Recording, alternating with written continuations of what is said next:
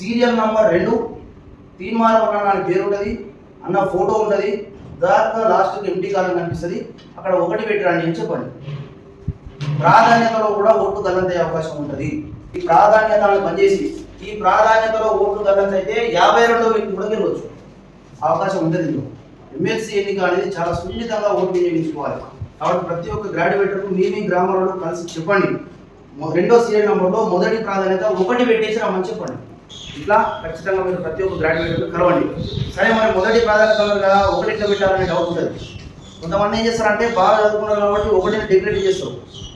1ని ఏం చేస్తారంటే ఈ విధంగా రాస్తే సరిపోతుంది. 1 ఈ విధంగా సింగిల్ లైన్లో 1 రాస్తే సరిపోతుంది, ఓటు పడ్డట్టే లెక్క. కొంతమంది ఏం చేస్తారంటే ఈ విధంగా రాసినా కూడా ఓకే, కానీ ఈ విధంగా రాసే టైంలో ఇది ఇటు పోయినా, ఇది ఇటు వచ్చినా, ఇది ఇటు పోయినా ఓటు చెల్లదు, బ్యాలెట్ పేపర్ చెల్లదు, ఓటు పరిగణలోకి తీసుకోడు, చెల్లని ఓటు కింద పరిగణించబడుతుంది.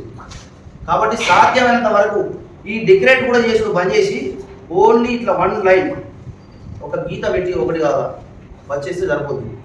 ప్లస్ ఇందులో 1 2 3 4 లైన్స్ ఉంటాయి కదా, ఈ లైన్ తాకకుండా ఈ లైన్ కిందికి తాకకుండా మధ్య రెట్టు 1 పెట్టమని చెప్పండి. సాధ్యమైనంత వరకు చెప్పండి. ప్రతి ఒక్కరికి తెలియదు, వాళ్ళు డిగ్రీ చదువుకుంటారని మనం అనుకుంటాం, కానీ ఈ ఓటు గురించి తెలియదు. డిగ్రీలో ఉండదు కదా, ఓటు ఎట్లా అనేది ఉండదు కదా, ఎమ్మెల్సీ ఎన్నికల్లో ఓటు ఎట్లా అనేది ఉండదు కదా. కాబట్టి చెప్పండి ప్రతి ఒక్కరికి, లైన్స్ తాకకుండా సాధ్యమైనంత వరకు ఈ విధంగా రాసి బయటకు వచ్చే ప్రయత్నం చేపియండి. కొంతమంది కూడా 1ని ఏం చేస్తారంటే 1 రాసిన తర్వాత రౌండ్ అప్ పెడతారు, ఆ ఓటు చెల్లదు. 1 రాసిన తర్వాత కొంతమంది ఇట్లా బ్రాకెట్స్ పెడతారు, ఆ ఓటు చెల్లదు. చాలా గుర్తుపెట్టుకోండి, వాళ్ళకు కూడా చెప్పండి ఖచ్చితంగా.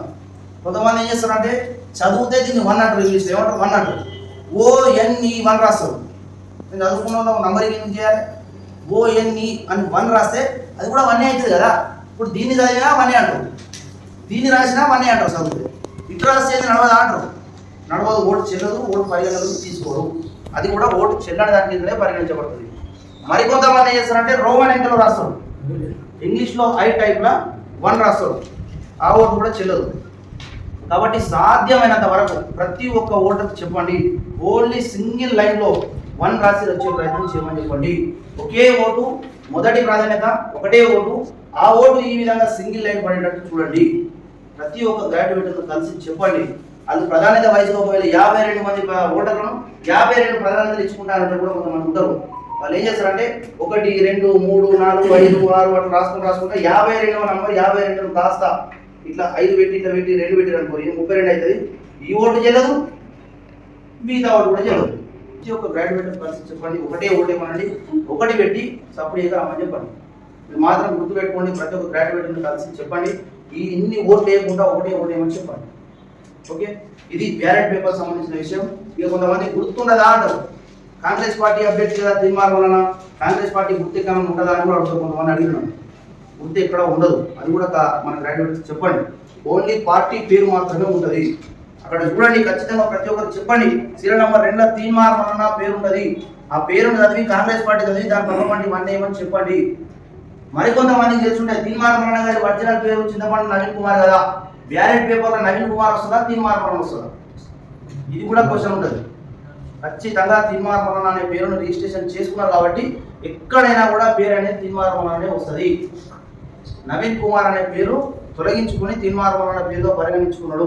కాబట్టి ప్రతి కాడ ఇక్కడ చూసినా కూడా తీర్మానం వలన పేరు ఉంటుంది. మన బ్యాలెట్ ఒరిజినల్ పేపర్లో కూడా తీర్మానం వలనే ఉంటుంది. Okay, it's clear. ఇది ఒక డౌట్ క్లియర్ అయింది. నెక్స్ట్ పాయింట్ ఏంటంటే ఒకే ప్రాధాన్యతతో ఓటు ఏమన్నది అని చెప్పేసి ఏం చేస్తారు, అక్కడికి పోతారు, 1 పెడతారు, అక్కడికి పోతారు, 1 పెడతారు. రెండోది వేయాలా లేదా అనే ఆలోచన చేసి ఏం చేస్తారు, ఇట్లా పెన్ను పెడతారు, మళ్ళీ వచ్చేస్తారు. అక్కడ అంత లోపు ఏమవుతుంది, సుక్క పడుతుంది, పులి స్టాప్ పడుతుంది. ఆ పులి స్టాప్ తోటి కూడా ఓటు చెల్లదు. చెప్పండి, ఇది చాలా ముఖ్యమైన విషయాలు ఇవి. ఇప్పుడు మనం కష్టపడుతున్నాం, అందరూ మనకే ఓటేస్తా అంటారు, బరాబర్ వారు ఓటు వేసిరు, కానీ ఈ విధంగా మిస్టేక్స్ చేస్తే మాత్రం లాభం ఉండదు.